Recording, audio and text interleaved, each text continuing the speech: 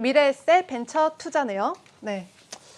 예, 미래에셋 벤처 투자는 잘 아시다시피 이제 창투사 쪽에 되게 유명한 회사입니다. 뭐 잘 잘 아실 거예요. 그리고 최근 작년부터 시작해서 올해 역시 이제 창투사기 때문에 상장을 해서 엑시트를 했다. 그러니까 그 지분을 시석을 해서 매도를 했다라고 했을 때 수익이 더 많이 나는 경우가 많았습니다. 그래서 뭐 바이브 컴퍼니나 피플바이오, 센코 그리고 네오이뮨텍 같은 회사들을 상장을 하면서 이미 많이 수익을 좀 챙겼고요.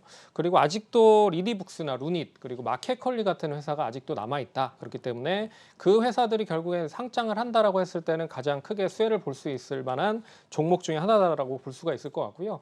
두 번째는 역시 이제 미래에셋 증권과의 시너지에 대한 효과라고 생각을 할 수가 있을 것 같습니다. 역시 미래에셋 증권이 든든한 좀 백그라운드가 있기 때문에 결론적으로 투자하는 데 있어서 그리고 사업을 하는 데 있어서도 그렇게 크게 영향을 제한받지는 않을 거라고 생각을 하고요. 분명히 시너지 효과가 있을 것 같다라고 보고 있습니다.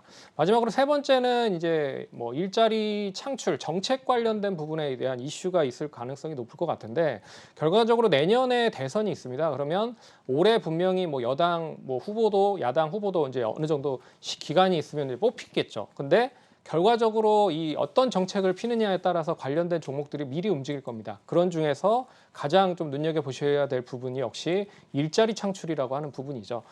이 지금 이제 코로나 사태로 인해서 상당히 좀 일자리가 많이 없어진 상황도 있기 때문에 결과적으로 그러면 이제 창투사 쪽에 대한 부분을 키우면서 다양한 스타트업 육성에 대한 정책도 역시 수반이 될 가능성이 높다라고 볼 수 있기 때문에 좀 긍정적인 흐름으로 좀 보셔야 되지 않을까 그렇게 보고 있고요. 차트 잠깐만 보고 언급을 이제 마무리하도록 하겠습니다.